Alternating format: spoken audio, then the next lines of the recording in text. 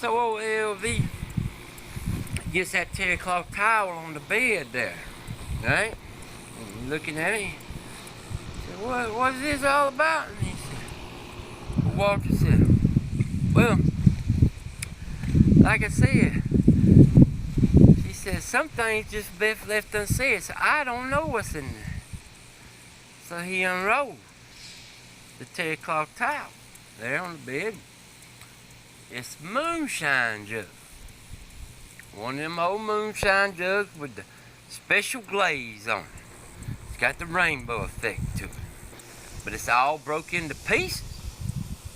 And you got the finger hole there, and it's got the cork in the top right there, and the rest of the jug is in there. It's all broke up.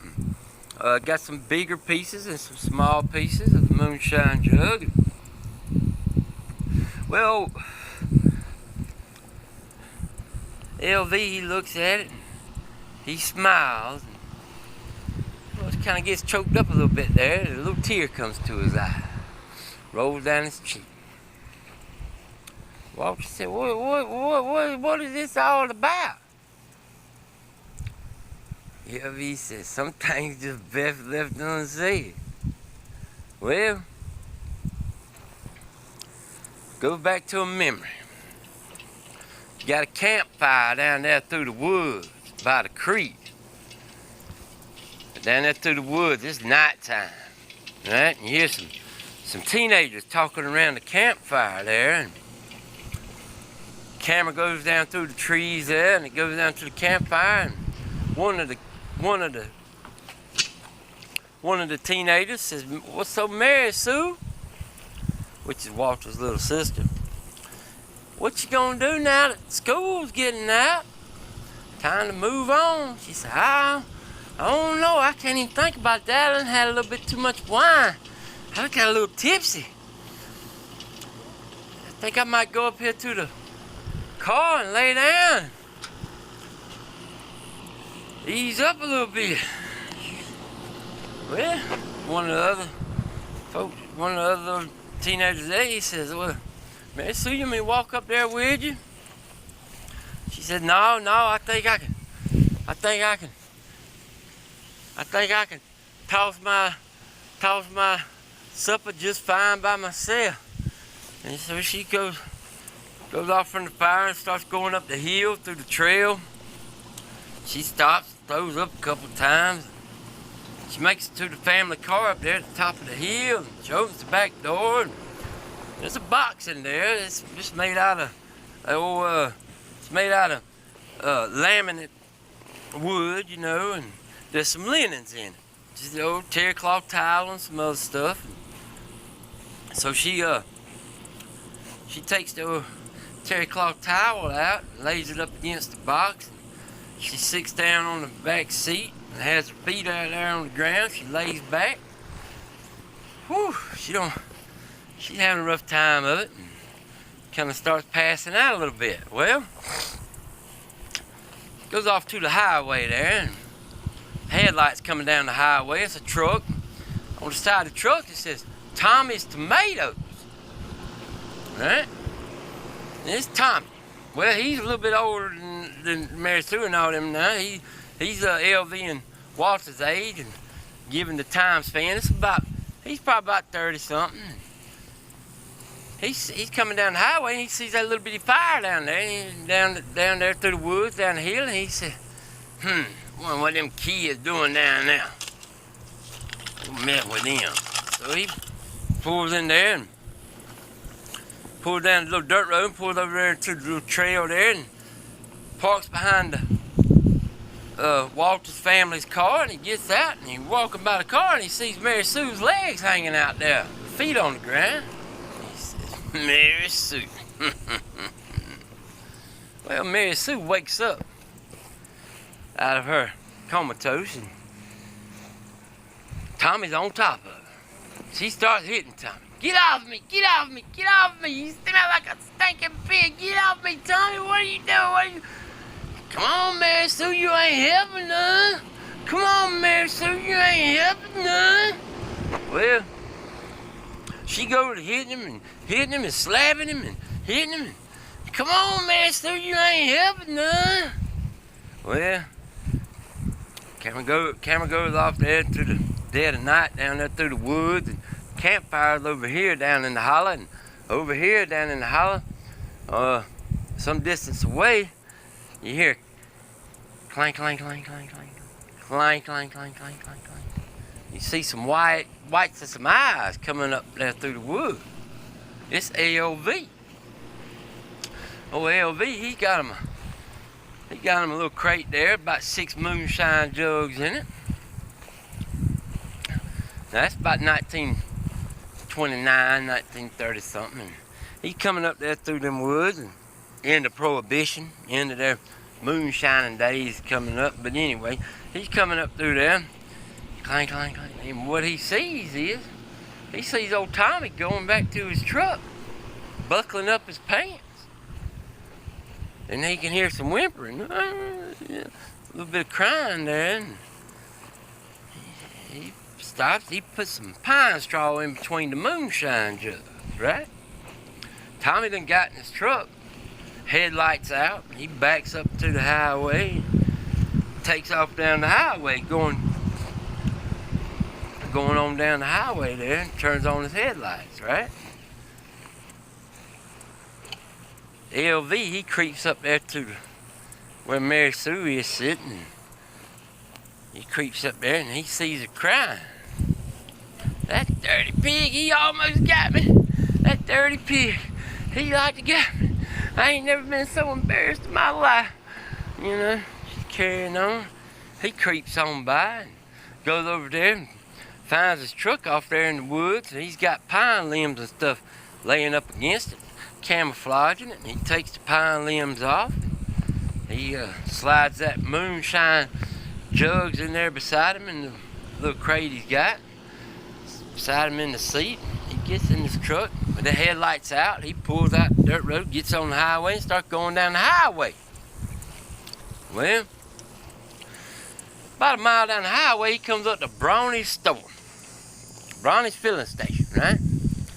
Well, in the meantime, at Brawny's filling station, you hear a clank, and then you see the lights come on there at the fuel pumps, right?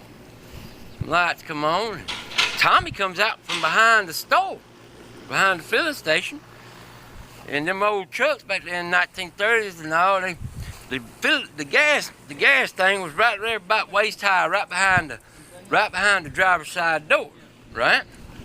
So, old Tommy, he's stealing gas. He's sitting there filling his gas tank up, and here comes LV down the road, and LV gets a little patch of woods there, and he sees Tommy's truck down there, sees Tommy stealing gas, right? So he pulls in there, and it's dirt and gravel, you know, front entrance to the store there. There ain't no driveway. You just pull in there to the front entrance. And old Tommy, he pulls in there behind, old LV, he pulls in there behind Tommy at the gas pump. He got a big old cigarette hanging out of his mouth, stogie. You got fire red on the end. Fire red. Well, LV opens the door, grabs one of them moonshine jugs by the finger hole. He gets out. That old door is covering half of LV standing there. Tommy can see his half of LV. He don't see the moonshine jug dangling by LV's side. Tommy says, "What are you doing now, LV?" He said, "Get on out of here. Mind your own business." LV got that cigarette hanging out of his mouth. He said, "I knows what you did." Tommy said, "Mind your own business now, nigga. Get on out of here. What I tell you? You looking for trouble?" Well, it goes to LV's ear. And you hear a little light ham boning coming up. Not loud. It's very silent, right? And LV's listening to that gas tank fill up. It's getting close to the tube there, where the filling tube of the gas tank. And it's getting up there closer to it. LV buys a little time there for a second. He says, "I knows what you did." You know, Tommy said, "Boy, what'd I tell you? What did I tell you? The ham bone getting louder. Ham bone getting louder. The fuel coming up that dang spout getting louder. It's getting up there close to the top. Getting up there closer to the top. Ham bone getting louder. LV said, I knows what you did. Well, by that time, LV takes that moonshine jug and he goes up for that layup. He goes to that scar on LV's temple, right? Shows that close up of that scar on LV's temple. And now that ham bone getting loud.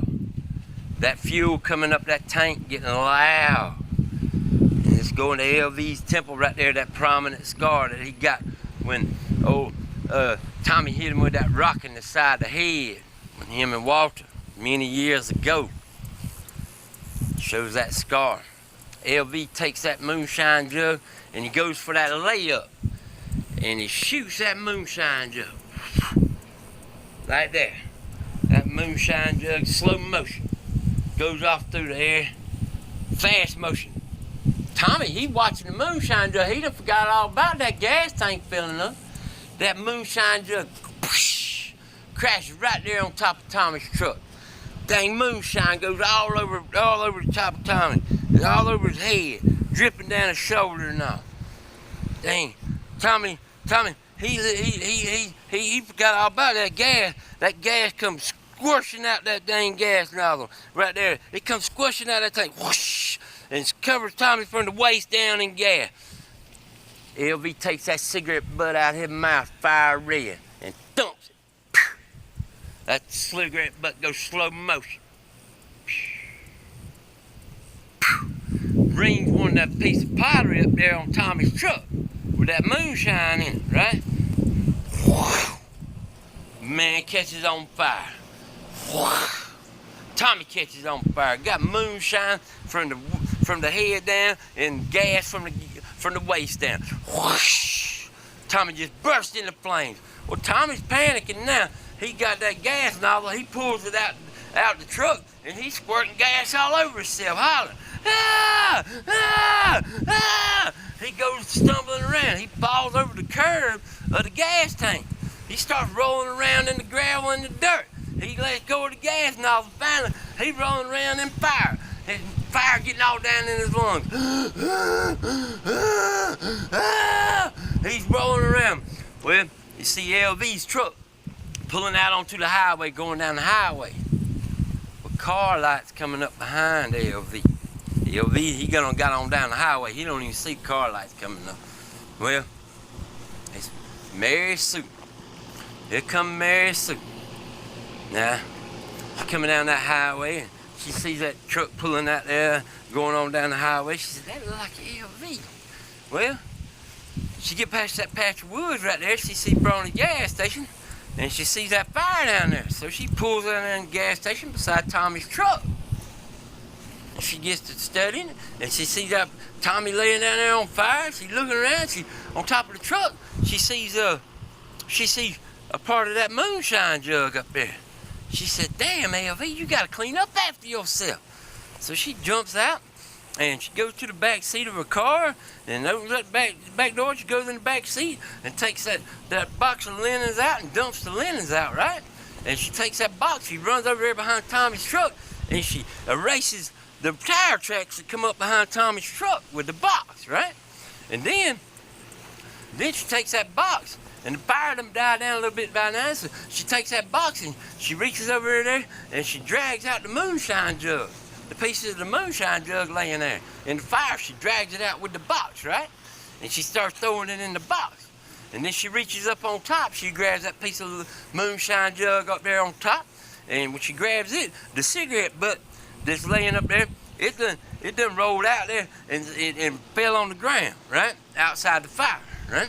And then she throws it in the box and the cigarette butt on the ground, and she reaches in the back of the truck and she gets the finger hole with the cork in it and she throws it in the box, and then she runs around there, she throws it in the back seat of her car and she slams the door. She gets in the front seat, she's pulling out pulling out Bronny's filling station there onto the highway. She stops.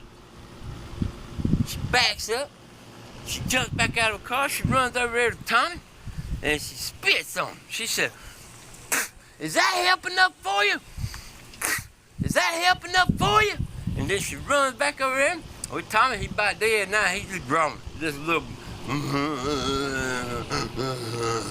Well, so he burnt to a crisp. So they go, Mary Sue, she jumped back in the car. Whoa, yeah, takes off down the highway, right? Well, come back to the motel room. Oh, Walter and LV, they done laid down in separate beds there, and Walter, he goes back to a memory of Walter. Walter gets thinking about that night. He never added it all up. He didn't know what was going on until now. He gets thinking about it. Well, in his memory, he was sitting there on the porch that night when Mary Sue come pulling in, right? She come pulling in the family house there, slams on brakes, jumps out the car, slams the door, comes stomping up the steps. She don't see Walter sitting there. Walter says, "What's wrong with you, Mary Sue?" She said, "Some things just best left unsaid, Walter." And she goes stomping in the house. You think, they crazy ass teenagers, boy, I tell you what, they crazy. So, goes back, then it goes to the next morning, right? And the next morning, you got the sheriff and his deputies standing around, and they looking at the gas pumps. And they see that cigarette butt laying there on the ground, and see Tommy over there all burned up. And they say, "Well, dang, Tommy done burned himself up stealing gas." Well, good riddance, Tommy, right? So old Tommy over there, he gone. Tommy gone. Yeah, cigarette butt. There's all the evidence they need. Got caught stealing gas, burned himself up stealing gas. Yeah, the last gas he ever stole. So, go back to the motel room, 1969, 2 weeks before Woodstock. LV in his bed, Walter in his bed. Walter said, "Sure do appreciate you, LV." LV says, "For what?" He said, "Just being my friend all these years, man. You didn't have to hang with me after all this stuff we done went through when we were young and all, and you stuck with me, LV. I sure appreciate it." LV said, "Yeah, I would take a wooden nickel for you, Walter." "I hear you." He said, "Yeah, I love you, man." Yeah. Oh, LV's got his eyes closed. You hear. And then LV, he opens one eye and he grins. And then he closes his eye.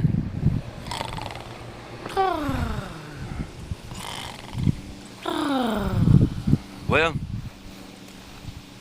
goes the next morning. They pulling up this long driveway. It says Circle C Ranch, right? Got cow fencing going up both sides of the driveway.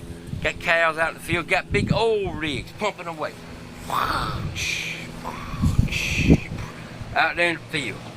I imagine maybe like might have Bobby Ewan playing this part, or something like that.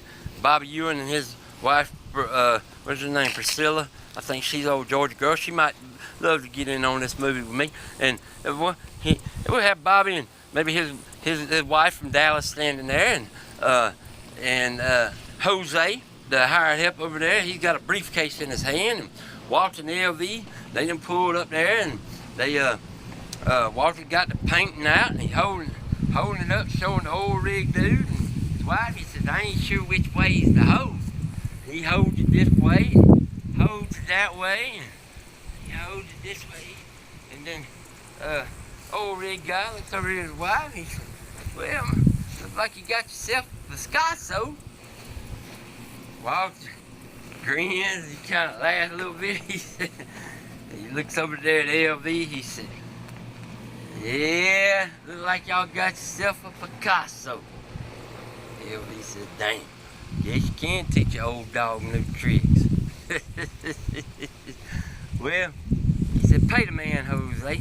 So Jose, he throws the briefcase with the money in it up there on the truck, and they opened it up, and there's cash. They just thumb through the cash a little bit there, and nod heads, and shake hands. LV and Walter, they back in the truck now, right? They get back in the truck, and they coming out the driveway, and they about there to the end of the driveway, and Walter puts on brakes. He whips over there to LV. He said, what you want to do, LV? LV said, I don't know what you got in mind.